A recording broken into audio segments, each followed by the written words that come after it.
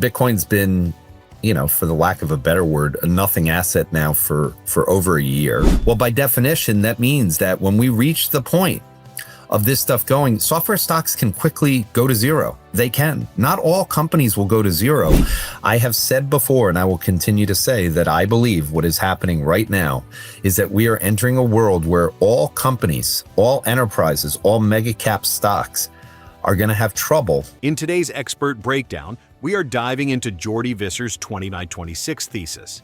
We'll explore the hoarding stage of physical commodities, why silver is the ultimate AI bottleneck, and how the Federal Reserve is being forced to abandon its academic past to survive a Trump-led economy.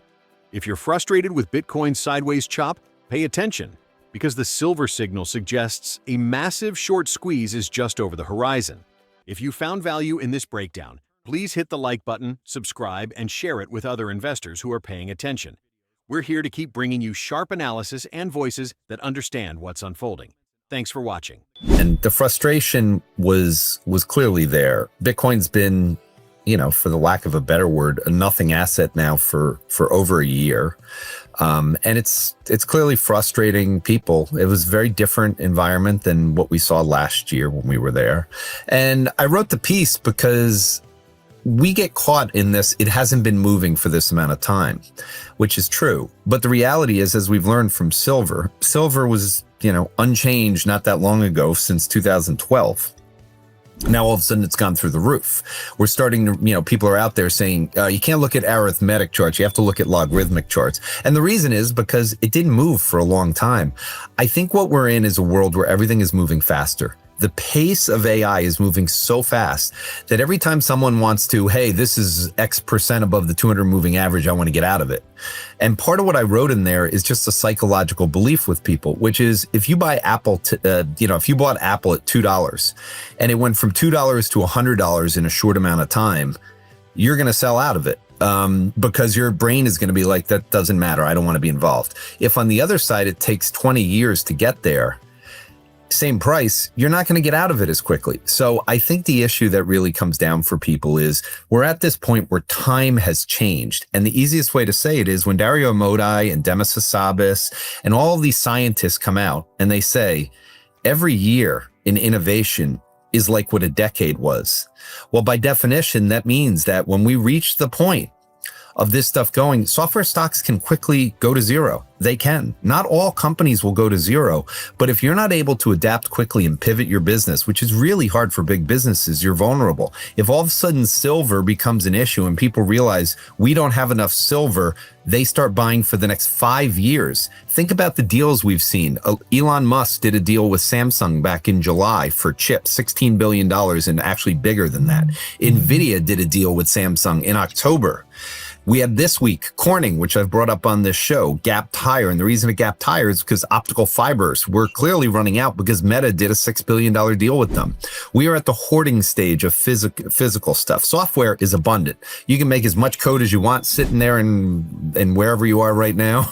I can do the same thing. We can't go out and mine silver. We can't go out and actually find any other than it being in a drawer, maybe of a flea market or somewhere someone's trying to sell it. So I think we've reached a point that time is moving so fast that people have to realize if we need certain things in a certain amount of time, we can't get them if they're physical. We can certainly get them if they're based on software. And so Bitcoin fits in this world where I think it is a scarce asset. Things that are scarce are getting more valuable. And I think people just need to be a little bit more focused on if it goes down to 70,000 before it goes to 200,000 and it takes only a month to get to 200,000, pay attention to silver. People that got frustrated ended up watching something go up dramatically in a short amount of time.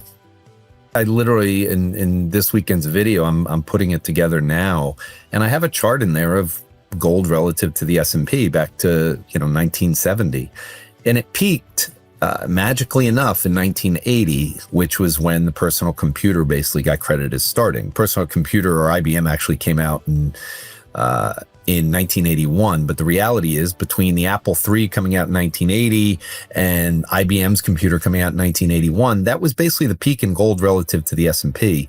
I have said before, and I will continue to say, that I believe what is happening right now is that we are entering a world where all companies, all enterprises, all mega cap stocks are going to have trouble dealing with artificial intelligence, and it's the rise of the entrepreneurs, and it is basically a slow-moving problem for all of the bigger companies. Now, they will be at a point where they'll be replacing employees, but what we're seeing with the hyperscalers, and what I want people to understand, we've already run into a capacity problem. We can't run as much code as we want to run because there's no cloud for it, which means these businesses are going to be forced to buy their own AI factories, which is what Jensen Huang has talked about. When you buy your own factory, meaning you're making your own tokens, well, great. Now you're going to be CapExing. This is going to be a very challenging thing to get through this. So I think we're at kind of the inflection point, but the only way it works, and it's a race for getting the physical side. So hardware should be bought, anything that needs to create compute. And that goes farther than just semiconductors. It goes farther than silver, farther than copper, because you're getting into the energy side. And that's one of the reasons why oil went higher. And you're going to hear me talking more about it. The cost or input of silver back in fact, you probably haven't heard this, but this will be on the video. In 2019, silver's percentage cost for solar was 3%. It's now up over 30. So that means that solar is getting more expensive and the cost or the input cost is becoming more silver heavy. Now, silver could easily go up another 3-4 times from where it is because of the fact that we don't have enough supply, and it's needed in the military, and it's needed for the data centers and the phones and everything else. So you're starting to get into the world where it has an impact on solar production, which has an impact on power production. We have gas turbine shortages. This is one of the reasons why eventually it trickles down to oil, it trickles down to aluminum, it trickles down to everything, because we're looking for replacements for everything. When you get into a commodity bull market, which we haven't been in for since 2003 to 2008, you end up in a very tricky situation where everything that's physical we try to get and use, and I think that's what's happening in the market. And I think we're in the very early stages, because right now the adoption is just starting to pick up in terms of AI. So where does Bitcoin fit in? To the critics who call it a nothing asset, Visser points to the historical chart of gold relative to the S&P. Gold peaked in 1980, exactly as the personal computer era began. In 2026, we are at a similar inflection point. While big companies struggle to adapt their legacy structures to AI, the entrepreneur is rising. Bitcoin fits into this world as a scarce digital asset in a world of abundance. It is the only digital physical asset. It cannot be printed, and it cannot be coded into existence like software. Every time someone gets the lead, whether you agree with Donald Trump or not, since he's making the final decision, he seems to really be on X focusing on what people are saying. And the biggest critique, so in Hassett, you end up with a scenario that people are worried about the credibility of the Fed. They're worried that he's just a yes man for Trump. Warsh gets in. Warsh has been hawkish he was hawkish during the great financial crisis. It's very difficult for you on one side to say, okay, you're going to cut rates, right? We need them to be down 100 basis points, which is clearly what Trump wants, and then put someone in that doesn't agree. So he's had to find someone, I think, that is credible, which Hassett clearly was not, and at the same time believes what he believes, which Besson believes too. And that's why my gut tells me that the reason Reader has ridden up the ranks is because he agrees on those 2 points. He believes rates should be lower because we should be thinking ahead. I think the only way that you can do that is if you're less academic, and he is the least academic of the group.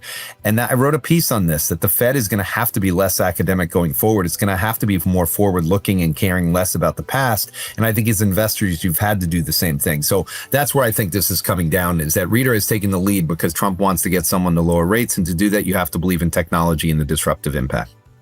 The first thing is, and I just gave you some of the solar side, it's getting to a point where the largest demand for it, because solar is the largest demand for silver at this point, you should start to see less demand for solar, and you'll start seeing switching to some degree for, okay, let's do coal, let's do natural gas, let's get generators, whatever the case is. The problem is silver is also used and needed, like I said, in the military. This is a critical mineral. There's a reason why they have the name critical mineral, and I want people to fully grasp this. Rare earth, silver, these things all fit into it. I mean, the US has basically been making announcements after announcements since the tariff situation. So my belief is that all of these things are going higher. At a minimum, here's what I'll say. Even if silver, let's say it peaks at 125, it goes to 200, it falls back to 100. The main thing I can say to everyone is, it isn't going down in price when we need it for all those S curves hitting at the same time. I wrote a piece for 22V this week where I highlighted the S curves are all happening at the same time, meaning we're at that point in the S curve where all the demand kicks in, and it's happening at the exact same time. We need it for EVs. Autonomous vehicles are getting revved up. Autonomous trucks are getting revved up. Humanoids, drones, everything in the military. We're rebuilding the military. I don't know if we talked about it last week on the show, but I've talked about it before. Certainly, we ran out of ammunitions. I mean, munitions for the United States were down at very low levels post Israel from getting them, and also Ukraine. We need to rebuild the military. At the same time, Europe is building up their military and doing it for the first time. And you've got people like Jeff Curry, who used to be a Goldman Sachs, doing interviews saying this is as big for Europe as it was for China in 2003 to 2007.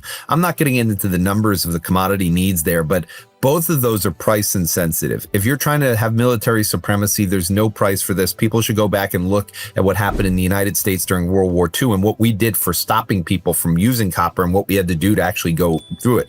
The price was infinite. I think we're at a point right now where people just have to realize the only thing that could really make this pull off dramatically is honestly if energy prices went up so high that there was nothing to do to slow down the AI. I just think commodities at this point are insensitive because of the small cost for these critical minerals as an input. The only one that's starting to reach a level that people should pay attention to right now is solar.